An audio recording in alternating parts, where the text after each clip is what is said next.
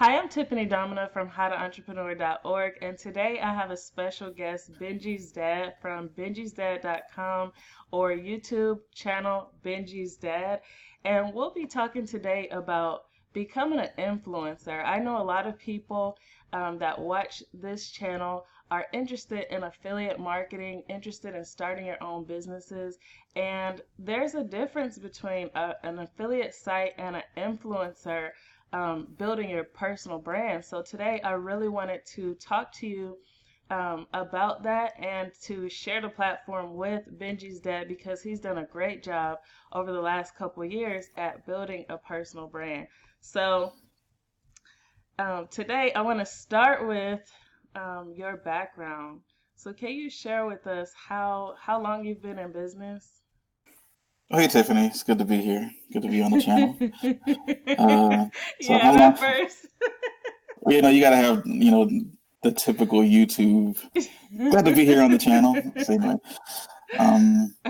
Yeah, how long have I been in business? Yeah, Was how the long have question? you been in All right, I business? apologize. All right, so yeah, it's probably since about late 2015, well, early 2015 is Okay. when I started looking into it. I've kind of been a serial entrepreneur. I've had untold number of businesses. Not all of them were great. Some failed, some didn't.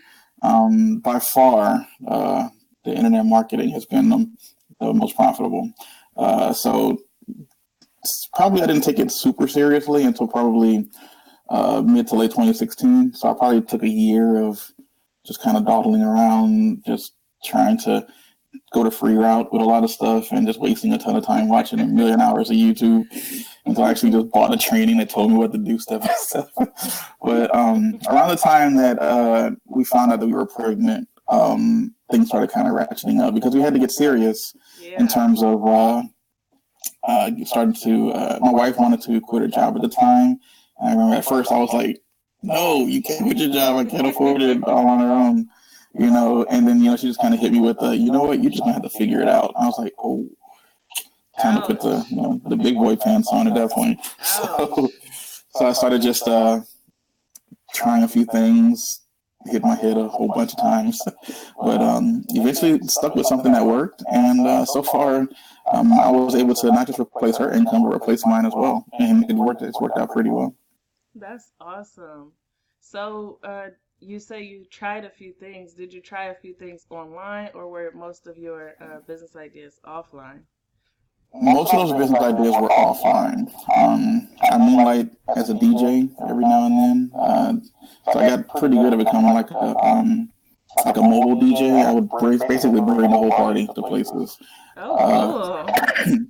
yeah, that business actually did okay. It wasn't terrible, but it's kind of backbreaking work because it's a lot of equipment you got to haul and you got to Yeah. set it up and you play for 4 hours and you got to break down and leave. So it's hard work. Yeah. It's fun to play, but it's hard to set it up. So I was like, I got to get something that's a little less intense, on the joints and everything. Not to say that I'm some old man, but I'm a forward thinker, Tiffany. Try to be that way. So I did that. I sold clothes on eBay. I sold laptops on eBay. Um, I had a little couple mini eBay businesses, I guess. I bought and sold a few things. I tried to do like a little bit of arbitrage with a few of those things, and What do you mean? it didn't work out Arbitrage. great. Arbitrage is like buy something cheap and you try to sell it for Oh more yeah. money. Okay. Yeah, you probably see those million of YouTube videos where these guys are doing like going to like these thrift stores and finding Yeah, stuff super I've cheap and then tried trying it. to turn around and sell it online Yeah, I've for a tried hundred it. bucks when they bought it for five. That's arbitrage. And Right. so I was trying to do that with laptops. At one time, I did that with Lacoste t-shirts and everything. I did all kinds of randomness, just trying to generate a few bucks. Um, I bought a whole bunch of iPhones Uh-huh. online and tried to resell those. But what happened was those eBay fees and those PayPal fees, they kill you. And they totally eat into your profit margin. So I would go through all of the process of buying a phone or a laptop, cleaning it up, reselling it, and then having a profit margin of like $20. And I was like, this isn't worth it. Yeah. Yeah. Well, So when did you decide that going the influencer route was going to be the way you wanted to go? Um, when you say influencer, it's funny. I don't necessarily consider myself an influencer, but some people do. But it's more like I'm still a blogger at heart. I still enjoy blogging. Just the Benji's Dad brand or whatever is really just probably the most public facing part of my business Yeah. because it's just the one that's out there, especially on YouTube. So um, that's just kind of how it is. I enjoy blogging. Like I just launched a new blog a couple of weeks ago. I won't reveal the niche yet, but it's gonna be big. It's gonna be big. So I've already planned out the site. I got the articles I'm going to write and everything. I'm looking forward to it. But in terms of the influencer thing, it's like it kind of just happened because at first I was creating just a regular wealthy affiliate blog where I was reviewing make money online products, Mm-hmm. and you start with that, and then I realized that it would be much better if you put a video on a lot of your blogs. Right. And one thing that I hated was that I would create this nice, in-depth review of the product, and then I'll go find somebody else's video and then put it onto my blog. And then I'll think people will land on it, watch the video, and then go click or buy or whatever what they have to say in their video. Right. So I was like, I didn't want that to happen. So I started creating my own videos and just put them on there. And it kind of ballooned from there. What ended up happening was the videos were getting a lot more traction faster than the blogs were. Mm-hmm. So since I initially was starting the blog and then doing the accompanying YouTube channel, I kind of flipped it. I started making the YouTube channel and then the accompanying blog, or the YouTube video and the accompanying blog. And that actually started kind of taking off where the focus all of a sudden was more on video creation than it was on the blogging. Yeah. But and since the make money online niche is already a pretty competitive niche, it's a lot easier to jump into like smaller niches. So I have like maybe 4 or 5 other sites that are just basically just kind of running on their own right now. I have a couple of them where I have writers writing stuff for them, and I just review them and post them. And I might spend an hour or 2 a month on it. And they're getting decent income, on top of everything that I'm getting with the BenjisDad brand. It's been pretty good, I've been able to quit my job from it, in a relatively short period of time, and that's kind of what's pretty awesome. Yeah, we have to talk about that. So, so you decided to, like, it wasn't really a decision to go into becoming an influencer or creating a personal brand. It was just kind of a natural culmination of events, basically. Yeah, it kind of just, like you said, it kind of just happened. I mean, the personal brand is a good way to go because a personal brand doesn't change. Mm-hmm. When you have if you kind of attach yourself to an affiliate product or to anything for that nature, and affiliate product changes or goes away, you don't want to base your whole business on a product. Right. So if you become an authority in the niche, especially on YouTube, you become a brand yourself, then people will pivot anywhere you go. Because I know I trust myself. If an affiliate program goes rogue and starts doing some really shady stuff, it's going to tick me off that I have 30 videos that point straight to them. Right. So I figured, let me just create a brand who I am, and then I can just promote the product. And then if for whatever reason that product changes, or I don't like to promote that product, or I want to go somewhere else, my brand is going to be able to pivot other ways. Right. So I thought it being a lot more open that way, and I just jumped on it. Yeah, I like that. So going into the phases of how entrepreneurs usually build a business, it usually starts with mindset, and they start out doubting themselves and having the fears and concerns about whether or not they'll be able to make a business work. And so was this a phase that you went through? Because like my last interview with John Cristani, he's like, no, I didn't really go through that phase. So did you go through that phase where you had concerns about whether or not you'll be able to make this work? Yeah, Chris Stonis, he's a special guy. He like, you can just tell he just was born with entrepreneur like tattooed on his forehead. That's just the way he is. So I did see part of the interview. That was a good interview, by the way. So in my particular instance, I think I'm kind of more typical because I have a pretty stick-to-itiveness type personality. If you ask my wife, it's obsessive personality. I like to kind of latch onto something, and I just won't let it go until I figure it out 110%, or whatever. So when it came to this, I started with online business, and even before I had bought any type of formal training, I just, like I mentioned before, just watched a whole bunch of YouTube videos. Oh, I got this, and created a website and just waited for the money to roll in, and about this much money rolled in, and a lot of people get to that point, right? They figure all the time that they wasted watching these YouTube videos, getting information that's probably 3 and 4 years old, 5 years old plus, thinking that if they apply it now, they'll be able to earn some money with it. And then when they fail, most people give up. Yeah. All this online stuff is not true. It's a farce. It's a scam, whatever. And it's really not true. It's just you get to the point and you realize, what, this didn't work. Let me try something else. I forgot who it was. Someone said that I've never failed. I just found 10,000 ways that didn't work. Yeah. You just have to have, it's a total shift in mindset that some people just don't have. Mm-hmm. It can be developed, but it takes a lot of stick-to-itiveness and stubbornness to know that, you are going to figure this out. Yeah. So while we're on this topic, you mentioned going through lots of information and it basically not building into anything. So how can people who are watching videos and watching tutorials avoid that? How can they know what information is good in the make money online niche versus which ones are bad? So how can you tell the difference? It will take time and trust, to be honest, because you have to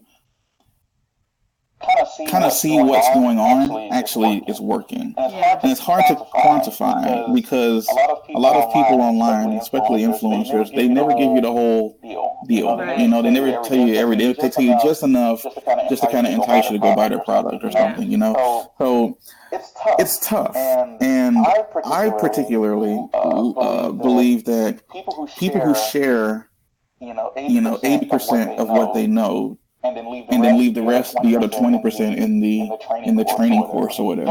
Those are the ones you might want to go to and gravitate towards more often because they're being more generous with their information. So versus a person who would only give you 20%, just enough to kind of string you along, and then saying, if you want the rest of the 80%, it's into the training course. Yeah. So the only way to really figure that out and to quantify that is really to spend time watching people and seeing if they're actually honest and true. I mean, it's really hard to tell that just from watching someone on a TV screen, but look at their comments, look at their blogs. Their blogs look legit. Are they sharing their blogs? Not to say that you have to, but that could be a good indication if you're about to lay down $500,000 on a training. You might want to know that kind of thing. Yeah. And then go with your gut feeling. If you feel like someone is legit, give it a try. You don't want to get paralyzed in fear. It's almost better to buy a training that's terrible, realize it's terrible, and then hope that you won't make the same mistake again. Not by never buying another training, but just by seeing the warning signs. Okay, what did I miss? Okay, maybe that should have told me that this person didn't know what they're talking about. And let me go on and see if someone else is doing something a little different who I might trust. Yeah. You gotta just keep trying until it latches on. Yeah. Okay, so in terms of generating ideas, because you said you've started multiple different websites at this point, and for some of them you're more of a blogger behind the scenes, and for some of them you're the face. So how do you decide on a good niche or idea for a website? Really just in my everyday dealings, the more you do it, the more you see the opportunity that is there. It's really I can just go into a store like like a Dick's Sporting Goods or something like that, I would just go in there and you'll see like little grills, camping grills. That's a niche. Yeah. You see yo-yos. That's a niche. A niche is really, or is it niche? It's really just a group of people. It's like a niche is really just a group of people. It doesn't really matter what they do. A few things you may want to do when you're thinking about a niche is figure out, who would your target demographic be? Does that target demographic have money? That they want to spend on products? Because it's easy to get like into maybe doing video games or something. And video games is pretty profitable for streamers. But if you want to do video game reviews, you're probably only going to have, 12 to 17-year-old kids who don't have credit cards. It may not be the wisest move to jump into that niche because of the target demographic that niche speaks to.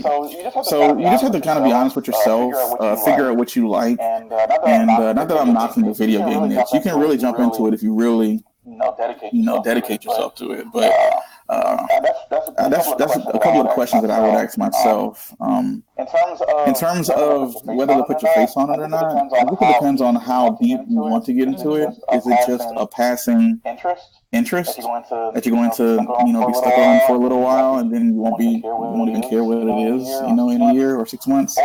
Or is it something that you're like, this is going to be the thing. I heard of a person who made a website that's based 100% on growing succulent plants. I saw that.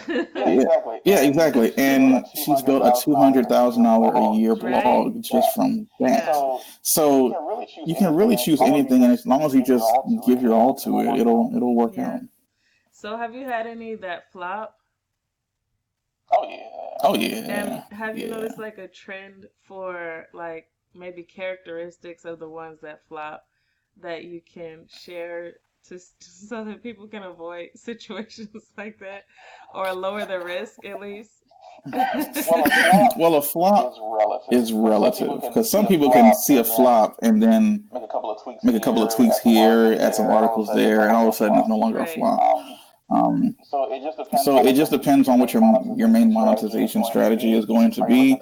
Are you looking to be affiliate? Are you looking to just do ads on the site itself? Is it going to be information based? Is it product based?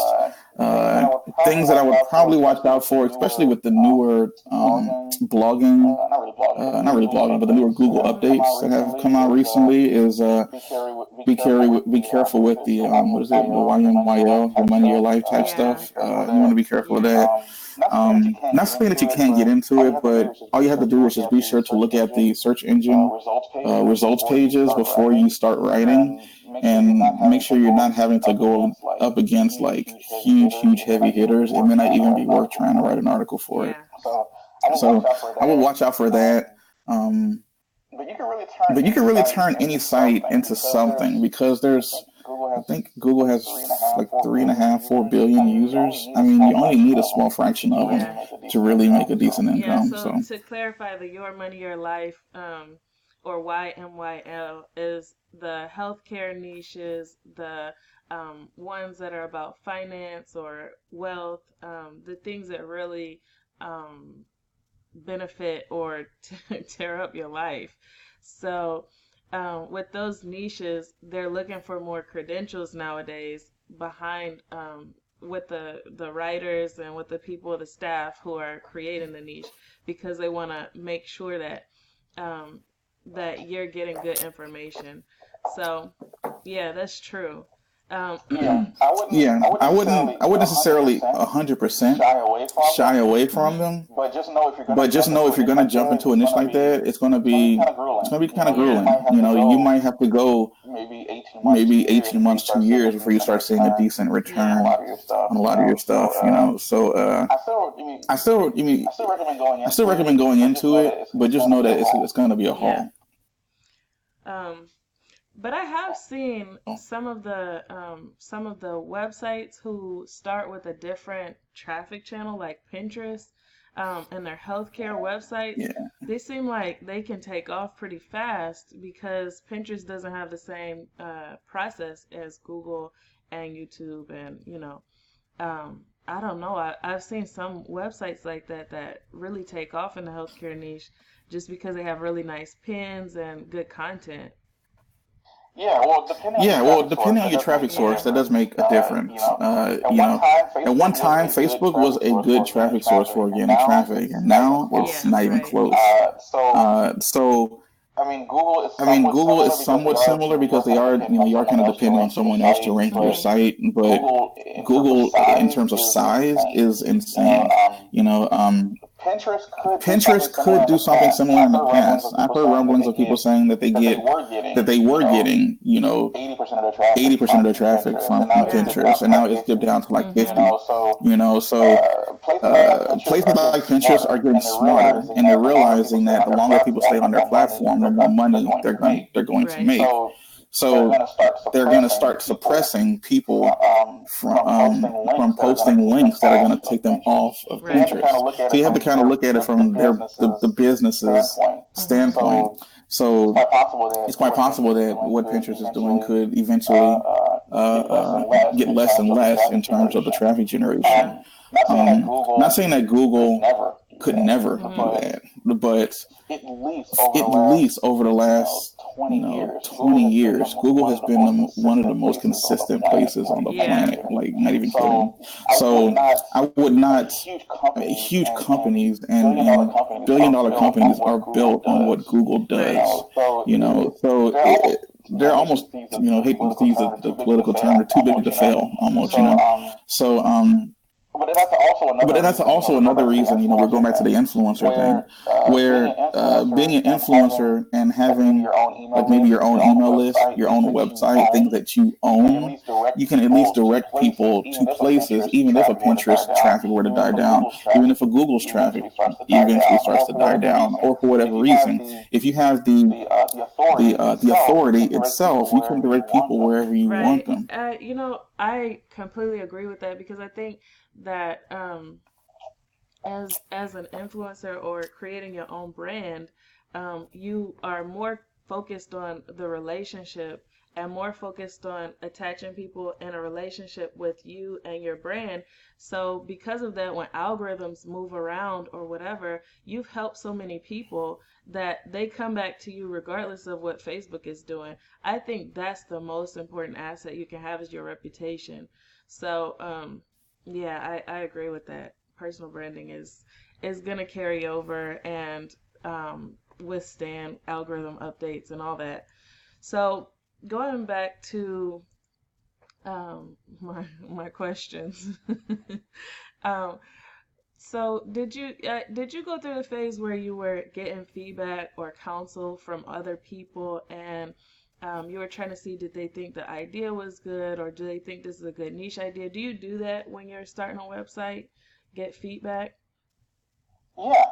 Yeah, you try to. I probably live on the website, Google Trends, and that's kind of what helps me kind of validate a lot of Mhm. things, especially in terms of that. In terms of like asking people face Uh-huh. to face, it depends on who it is, where I am. Do I think they can give me valuable Yeah. information or not?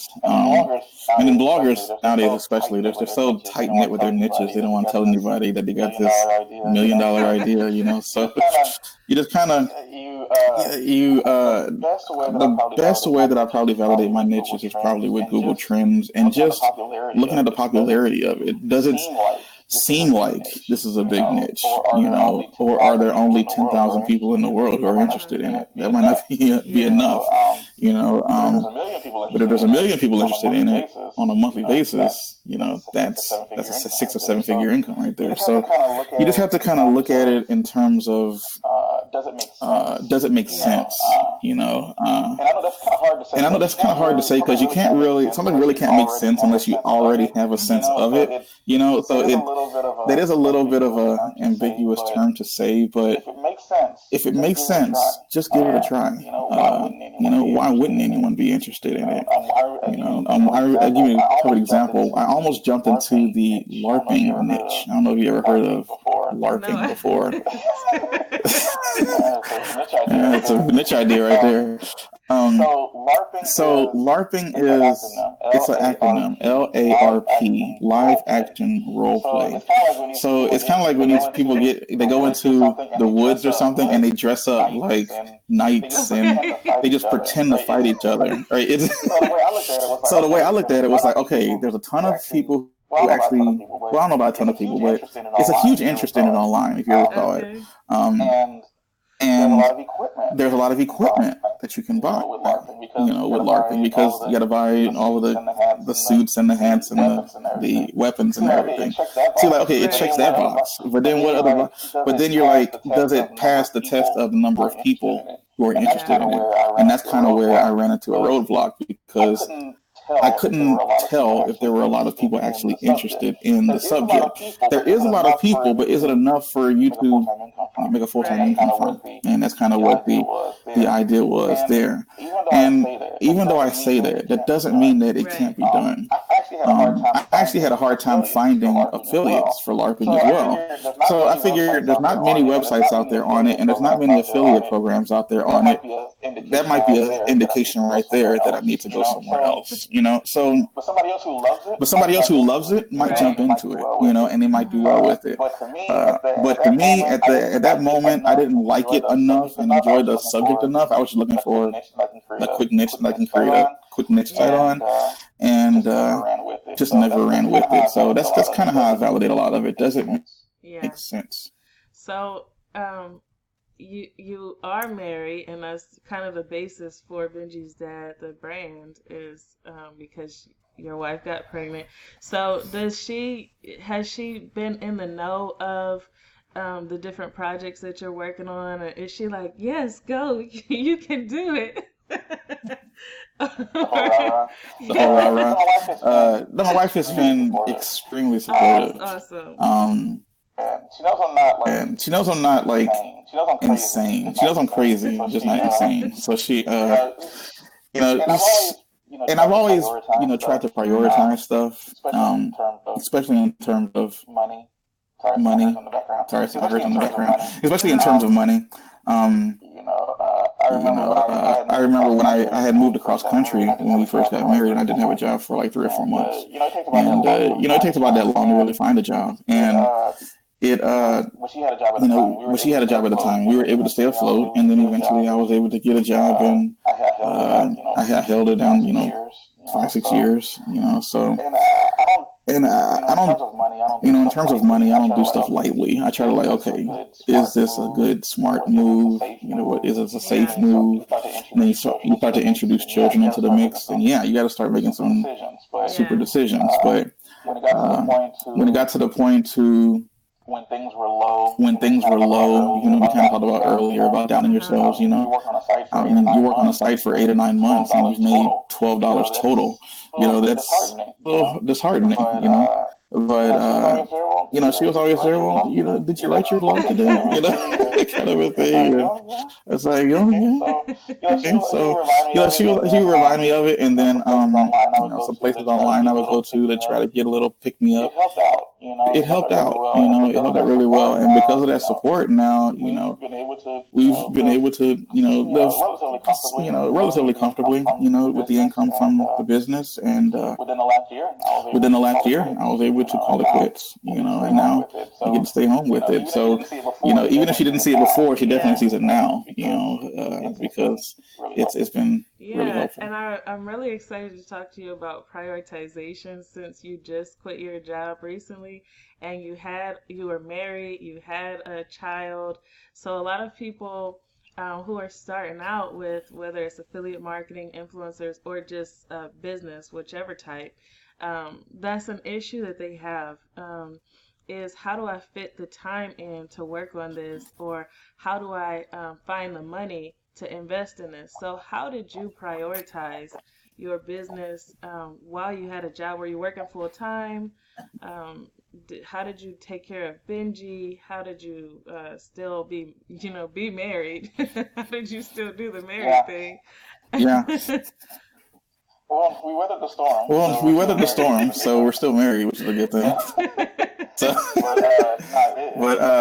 it's I was juggling a lot, and it was stressful. I'm not gonna lie, there's so many things that have to happen, there's like a million things that need to happen, and I'm on number 7. It's just like it's tough to look at, and you're just like, wow, that's how am I gonna do this? But you gotta kind of just buy out the time, make a couple sacrifices here or there. If you actually take an inventory of your time, you might realize just how much of it you're wasting on stuff that makes no difference.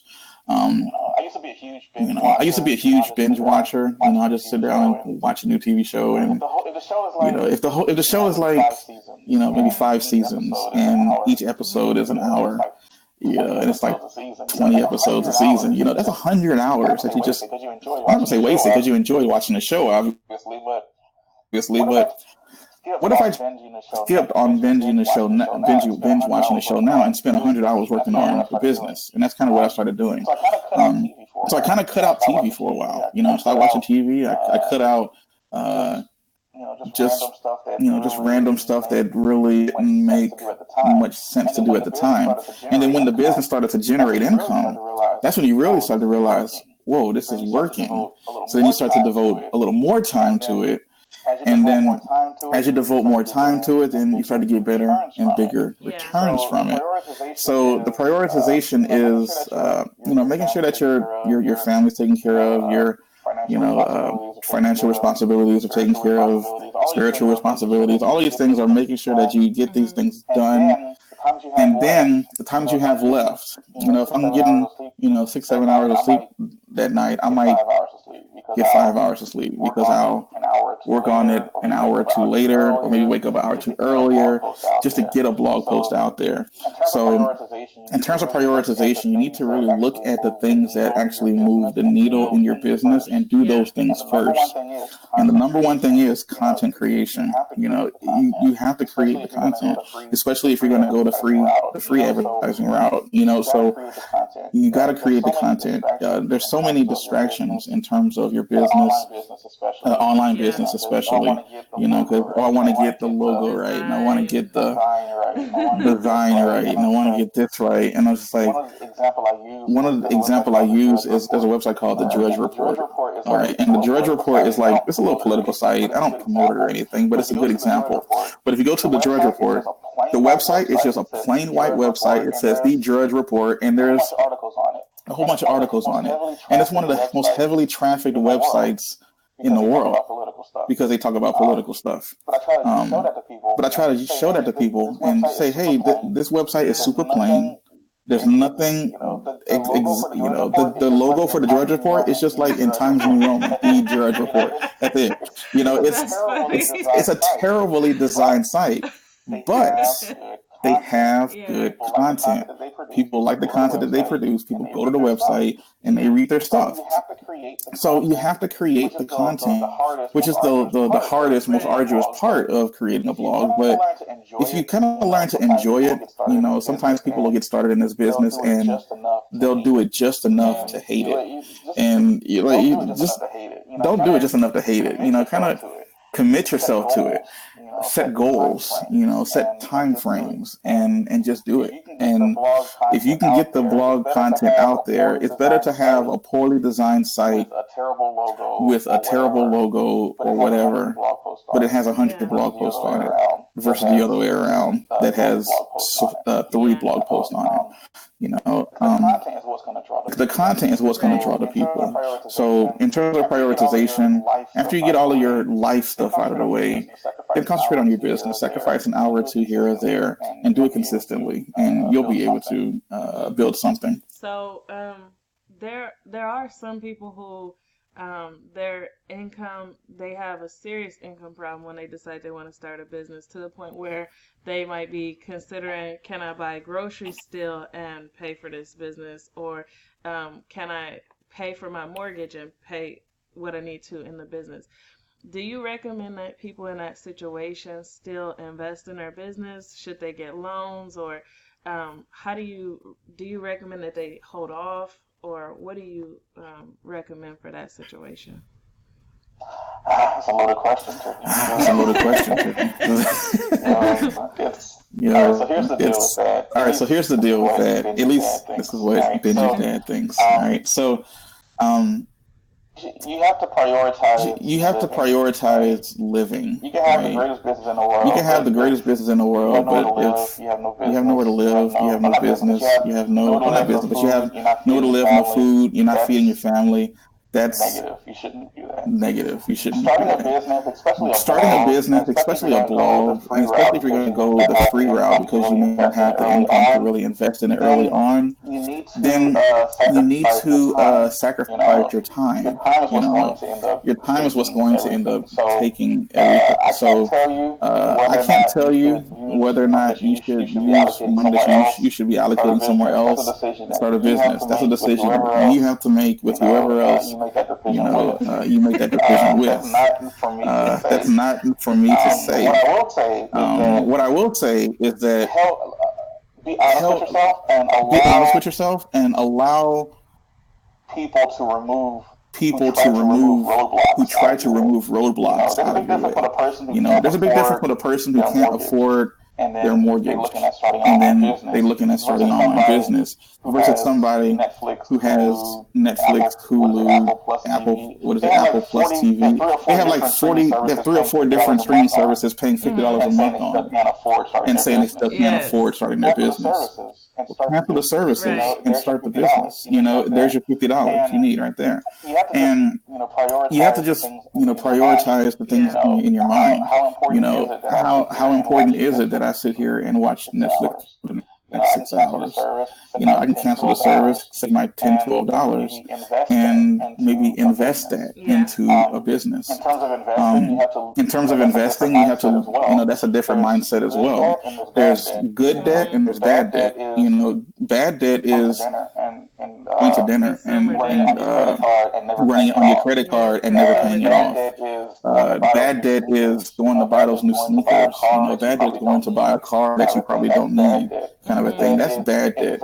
Good debt is investing into a business, investing into index funds, investing into the stock market or whatever, because that money has the potential of paying you back.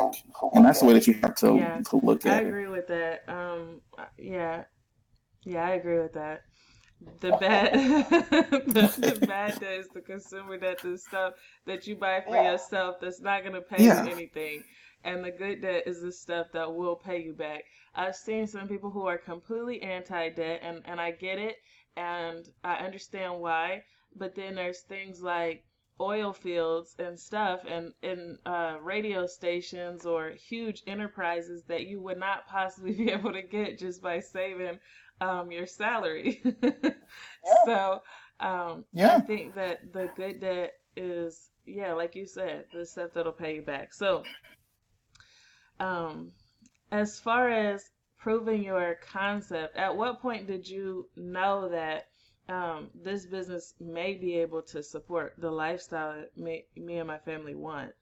Like, was it from your first dollar when you got your first Amazon commission, or whatever was your first experience? Was that when you said, you know what, this can do it? Or what did it take for you? Well, I'm sorry to interrupt you, but it's make that first commission. When you make that first commission, even if it's 37 cents, to me, that shit like light bulb. Hey, I created something and it made me money. That's a powerful thing to kind of to get over. Once you see that it is possible, then at that point it's just scaling it up. One of the things that I always say is if you can make one sale, you can make 10. If you can make 10, you can make 100. If you make 100, you can make 1,000. Right? You just have to start the process, and when it actually turns into something, okay, what happened that worked? Let me do that over and over and over again. Even if blogging itself, I can create a website that makes $100 a month, on average. What's to stop you from making 100 websites that all make $100 a month? I mean, why not? If you can, why not do that? And people tell me I'm a little bullheaded when it comes to that, but I mean, if it works, it works, right?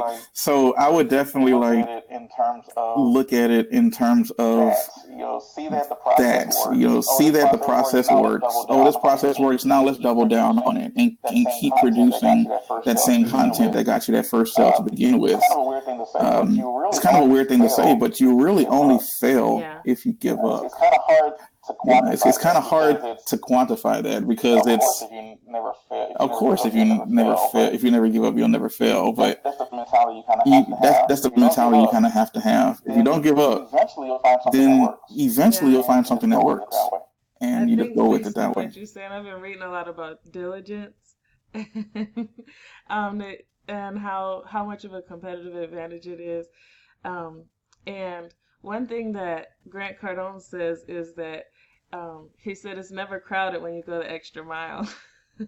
Yeah, that's actually a good point. That's actually a good point. He's right, because a lot of people don't like working. They don't like doing anything extra. Most people, and really, and this is just my little 2 cents. It's the world we live in because that's kind of how we're raised up. When you're working at a job, you're kind of told to do just enough to get by, and then you can use the rest of your time and the rest of your money to do whatever you want with. Owning and running a business is the complete opposite effect. If you can be something unique, be something positive to a world that's 100% negative by being extra, by responding to that email, responding to that message.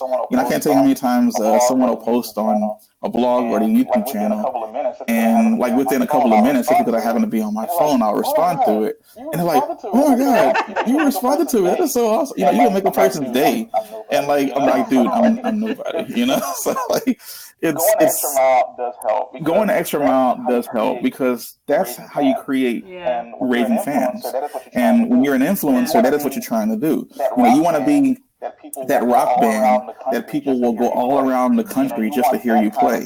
You want that kind of person, the person who will buy all your hats, all your t-shirts. That's the kind of person you want on your side. I forgot who was it, Kevin Kelly or Chris Kelly? I forgot the guy's name. Who said if you got 1,000 people to spend $100 on something, or where you would get $100 on something, you can make a 6-figure income from 1,000 people. If you think about how big the internet is, that's not that many people. Yeah, that's cool. So, going into making it official, you at some point decided to incorporate, right? At some point you had to start budgeting and had to start doing different administrative tasks in order to see where the business is going and make the best decisions for it. Like, did you decide to incorporate, or did you decide to stay as a sole proprietor, or what did you decide to do? Incorporate. Incorporate as fast as we possibly can. If not for the tax benefits, to be honest. But I would not use this as an excuse not to start the business, because a sole proprietorship is fine. It works. But after your business starts to create a decent amount of income or significant amount of income, you may want to look into jumping into like the C Corp, S Corp type thing. I actually just somewhat recently did this myself. I probably should have done it a long time ago. I've always been an LLC, but I just switched over to filing taxes as an S Corp, because the amount of taxation you get from a sole proprietorship / LLC, you end up getting double taxed on that. And if you go ahead and go with the S Corp, then you kind of can only be taxed on the money that you allocate to yourself. That could get into the legalese of that, but I just was wanting to know how you handled that, because I've had people who come to me and ask how to handle that. I appreciate you saying that you waited until after you had sales, because that's what I tend to recommend.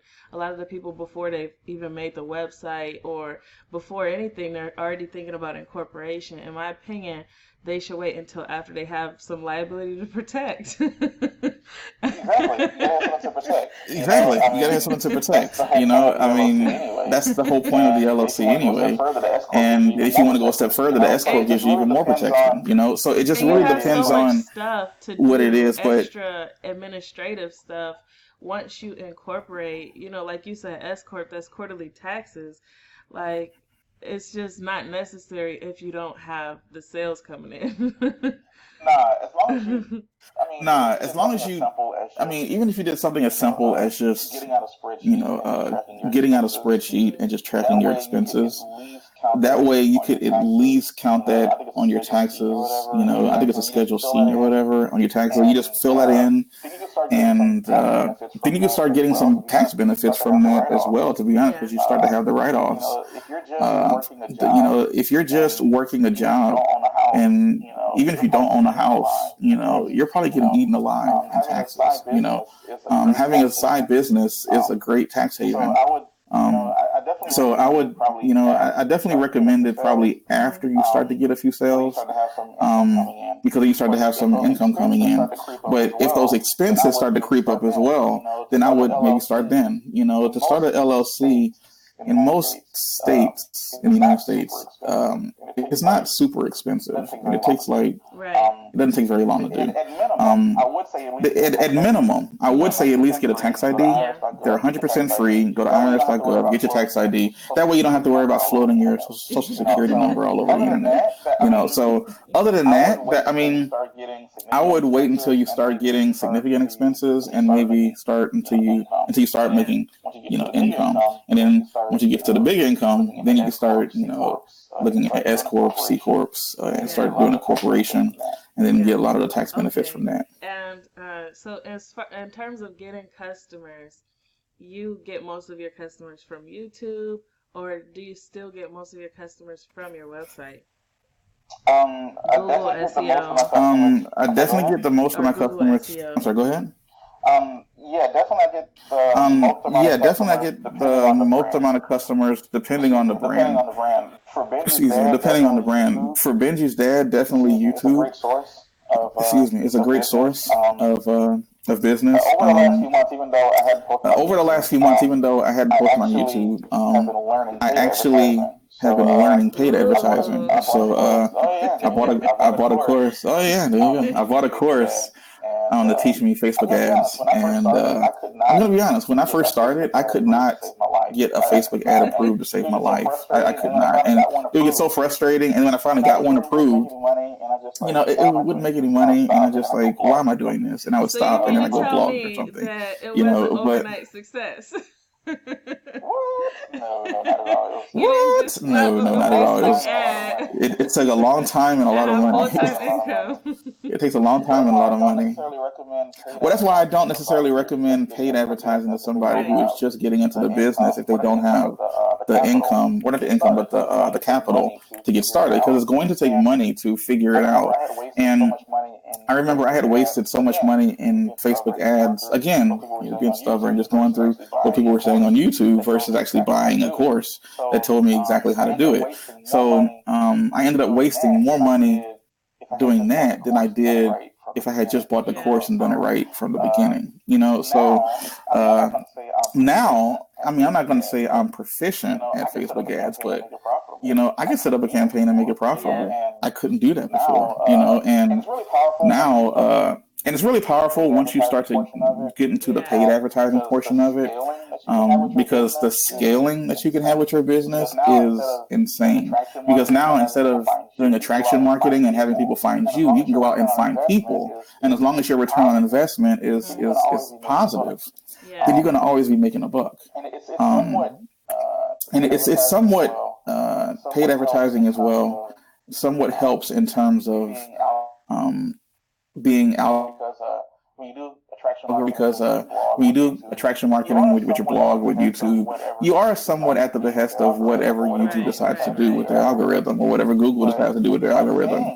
But when you start paying YouTube, and you start paying Google, and you start paying Facebook to put your ad in front of the right people, then all of a sudden algorithm doesn't make a difference at that point.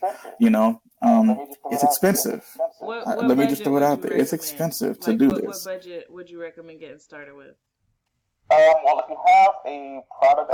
you have a product that you're going to promote, you choose that product. you look at the price or the payment you're going to get from the sale of a product, and then you kind of make your budget from there. So just to throw some numbers out there, let's just say you created a product that costs $1,000, and you're getting all $1,000. Anytime someone buys it, you're going to get $1,000. Then your budget might need to be about $1,000 to test, to get to that point, to where you would get a sale, and then once you get a sale, okay, where did that person come from? Where are other people like them around on the internet that I can find and continue marketing to them? But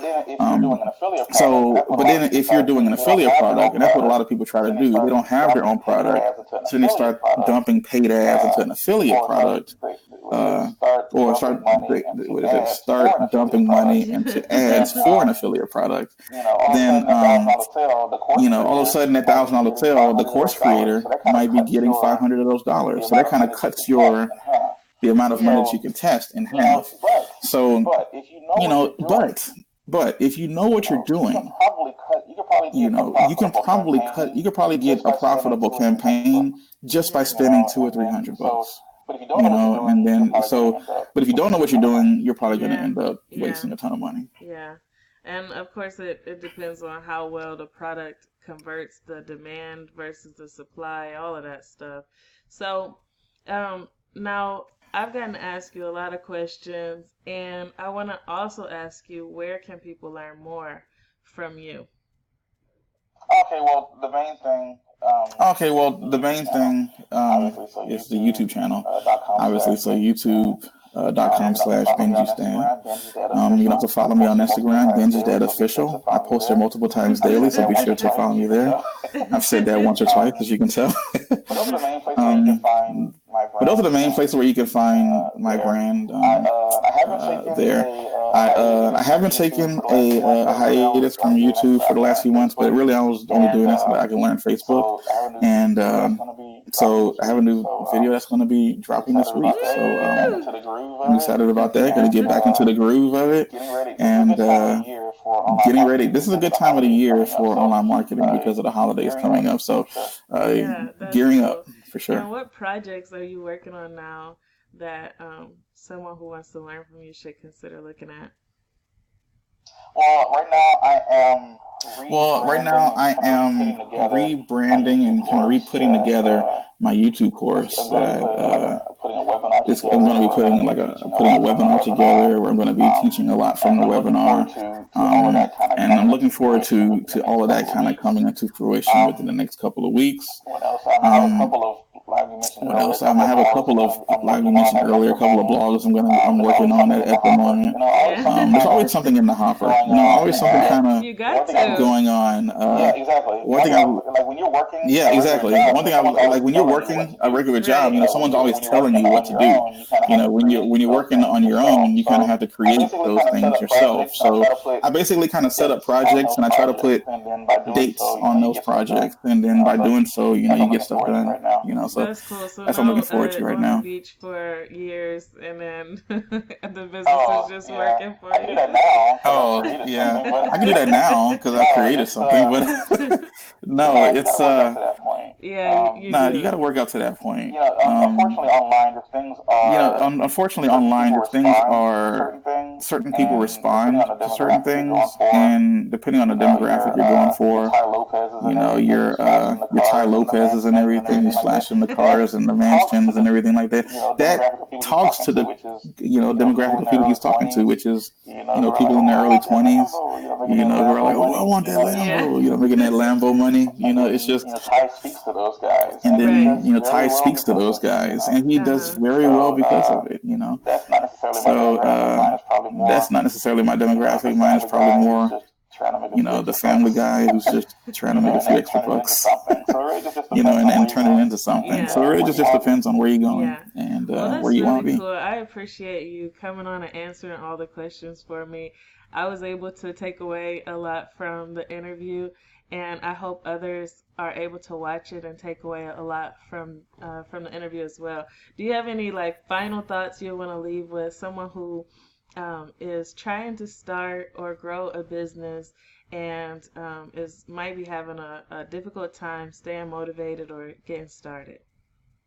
Yeah. One of my favorite quotes one of my favorite quotes is do something today that your future self will thank you for. I kind of got that from Nick Newman. I'm not sure where he got it from, but it's a good quote because if you do something now, if you do something today, in 6 months, are you going to be happy that you did it? Whatever you've been doing so far, and let's just say you don't like where you are in life right now. So what have you been doing the last 6 months, the last year, the last 5 years to get you to that situation? This is where I am. So if you want something to change, if you want something different, you got to do something different the next 6 months, the next year, the next 5 years, if you want to be in a different position. So again, do something today that your future self will thank you for. So if you haven't already, definitely stop by youtube.com/BenjisDad and also check out BenjisDad Official on Instagram. And I really appreciate you coming on to my channel and giving the advice. If you like this video, please give a thumbs up. And if you'd like to see more videos like this where I do product and service reviews as well as growth strategies to help you grow a business from idea to full-time income and from full-time income to enterprise, then definitely subscribe to this channel and click the bell icon so you can be notified of upcoming videos. That's all I have for this video, and I hope to see you in the next one. Have a great day. Bye. All right, see you later, Tiffany.